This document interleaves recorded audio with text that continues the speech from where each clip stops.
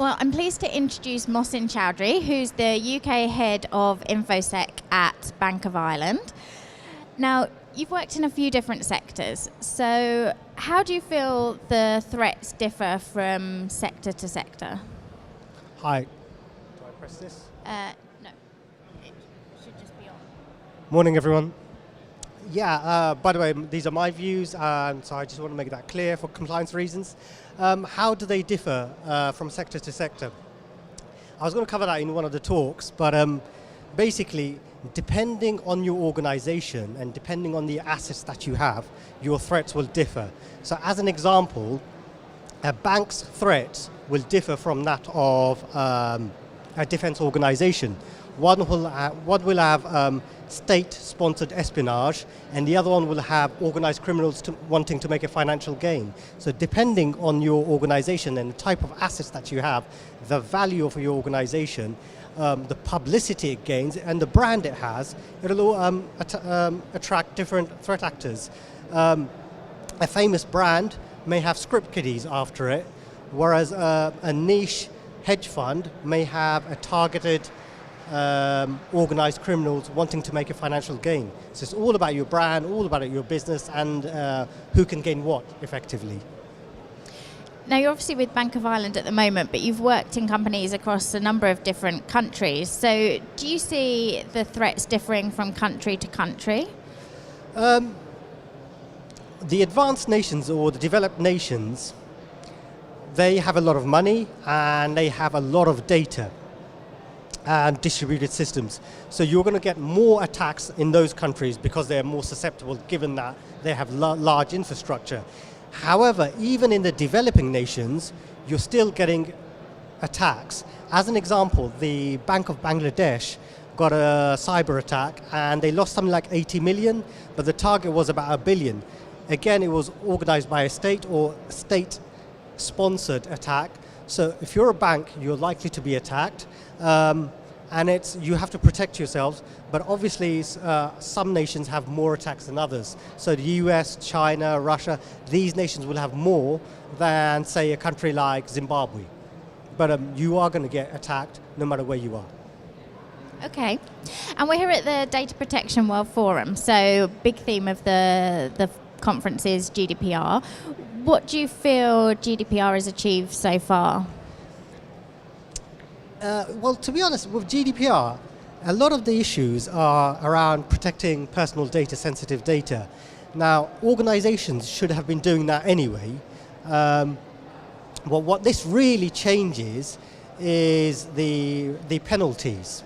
So in the past, a UK organization which lost data could be fined up to 500,000. Now with GDPR, it's got up to, I think, 4% of turnover. So the risk or the financial penalty is much higher now than it was. Therefore, over in time, what you're going to get is bigger fines, and therefore companies responding more about protecting personal data. Now, you just said they should have been doing that anyway. Do you think companies are taking it more seriously now? It's difficult to say. I think the issue mainly is around if they get breached, then they're going to be a bigger fine. So as I said, they should have been doing it because protection of data is already in legislation, or was already in legislation in the UK prior to GDPR. Now, the main concern is if they are breached, the penalty is higher. Therefore, they may get more awareness generated as a result of this. So, yeah. Now, GDPR helped bring data protection to the general public awareness. Do you feel that had a bigger impact, or some of the more high-profile breaches we've seen in the past year? Personally, I would say it's the breaches, because the breaches get more publicity. Negative publicity always works because everyone hears about it.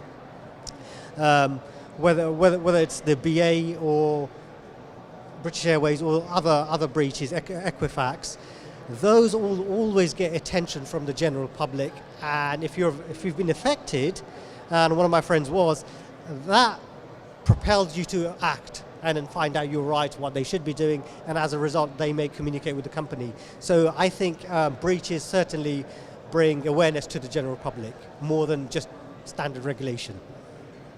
And of all the breaches that we've seen this year, have any in particular caught your attention or made you rethink how you should be doing things? I think in some ways, I think breaches are a good thing in the sense that it wakes up organizations. So the organization, if it had an allocated budget or it wasn't at the top of its agenda, a breach happening at a different or similar organization will push that up the agenda within your own organization.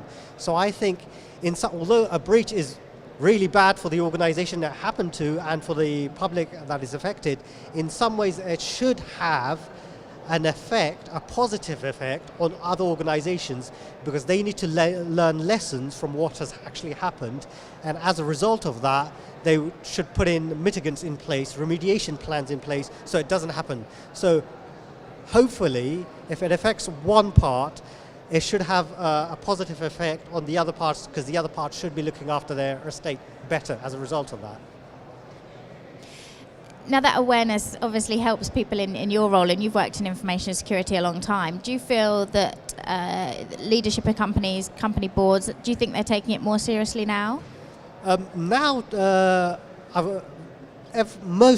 organizations, the board is aware of security, aware of data privacy, and the main reason behind that is of the incidents that have happened in other organizations, the negative publicity it produces, the reputational damage it causes, the financial penalties it causes, and no one wants to be tainted with not looking after people's personal data.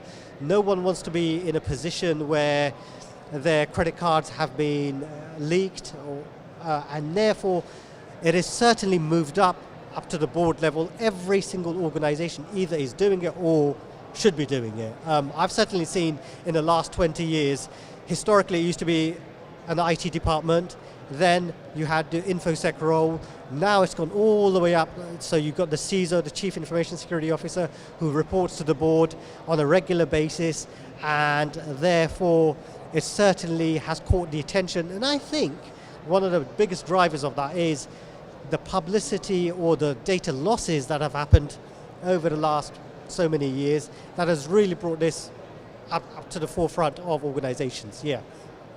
Okay.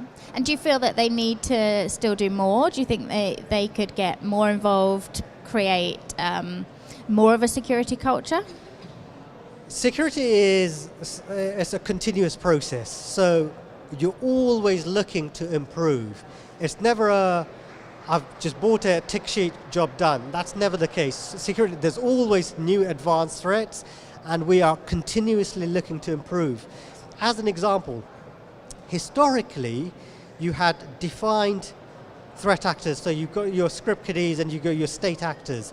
Nowadays, those tools, the capabilities that state actors produce is now available online, whether it's the darknet or by searching online, to script kiddies. So the barrier has been lowered to enter the attack phase. So now you don't have to have geniuses to produce, they can literally buy off the shelf or download off the shelf tools and attack any organization.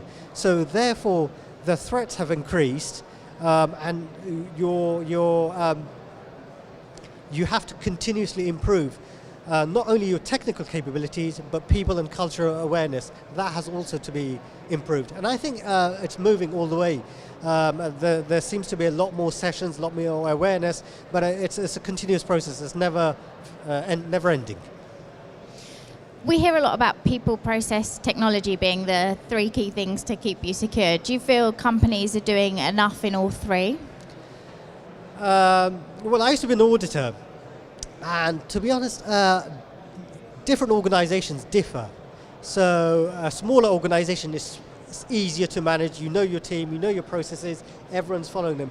Bigger organizations can be siloed, they may not be communicating enough, so they have bigger challenges. And with bigger organizations, they may have different business needs, and therefore the processes need to be tailored for each business within a big organization. And the problem here lies is if you make one mega process, that may not be fitting for different business needs. And if you make processes too difficult, you will always find people bypassing controls. As an example, historically I've found an organization where they were encrypting everything that was leaving the workstation. So anything going onto removable media, they were encrypting on a single file basis. What was happening is people were becoming frustrated with that, and they were finding loopholes. So they found it too difficult. The business need was to be able to output to removable media. If you make that too difficult, people just Bluetoothed it out of that laptop to a different laptop, multiple files without encrypting it. So if you make stuff too difficult, you will always find people bypassing controls. So you really need to find the business need and tailor the process for the business, and then you'll get a win-win situation. As security professionals, do you feel that we focus enough on what the business need is and enabling the business? Well, that, to be honest, is related to the actual organization and how they perceive information security. If they see information security as part of IT and it's just security deal with it, then you don't get that good relationship. Whereas I feel it's more of the job of the information security personnel to engage with the business, to help the business, to have that relationship. And I think you need the soft skills of the information security person on that. More often than not, you get information security technical specialists. What you really need is technical specialists who understand business and have that softer skill to engage with the business, so they can marry the two relationships, the two businesses, the technical side and the business side, to be able to then put adequate measures in place. We know there's a big talent shortage within cybersecurity. Do you feel that we're doing enough to attract people and attract the right type of people? Well, I think there are government incentives now, and universities are attracting, but it's a cat and mouse situation where the threats are ever increasing, and that is because of the amount of processing power, the connection of devices, the IoT, the IoT devices, and processing power, cloud devices. Therefore, what you really have is an explosion of technology, explosion of data, and we need to increase the amount of people entering the technology sector. The other thing is, once they've gained those skills, is understanding business skills. So it's not purely technical, it's technical and business and the soft side, and therefore there's always going to be need for that. So hopefully the incentive should be there for people to enter this industry. It's buzzing, it's kicking, it's attracting, and with the right numeration and all those other factors, I think we should be able to attract the right people. Would you give any advice to anyone who's thinking about making a move into the industry? Yeah, I'd say there's lots of jobs. There's tons of jobs in cybersecurity. You're facing different challenges on a daily basis. You could work on security requirements, you can work on design, you can work on cloud, you can work on incidents, you could work on operations, you can work on managing, you could work on reporting. There's tons and tons of jobs in security. It's one of those areas which is growing continuously. It's one of those areas where there's going to be a lot of focus in the coming years. So I would say it's one of the best times to move into security. And we're coming up towards the end of 2018, moving into the new year. What do you think we're going to see from the security industry as we go into 2019? I think 2019 is, well, as we're moving more and more towards the cloud and we're connecting more and more devices. So now we're connecting our doorbells, cameras. So you've got doorbells with cameras on them, which someone rings, comes up on your mobile phone. So what you've got you've got so many connected devices, from your fridge to your fish tank to your laptop to your TV.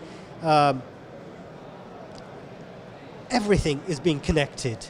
And what you're going to get in the future, and 2019 and more, is if you don't secure those other devices, the threat actors are going to capture or take over from those other soft devices. So it could be via your TV, it could be by your fridge, and they are going to be targeting or gaining personal data from those other channels. So normally we protect our laptops, our workstations, our servers, but we don't think about changing the default password maybe on the fridge or the toaster, and it is from those devices in the future we're going to be attacked.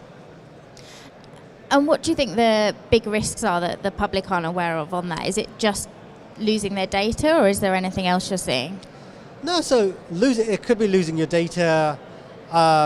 There's always financial fraud, so your credit card, your debit card, your bank details. And the password issue is people have the same password for so many accounts. So once one is compromised, you're looking that all your other possibly passwords have been compromised.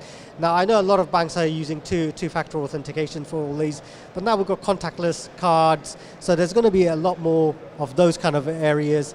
And privacy is a big concern.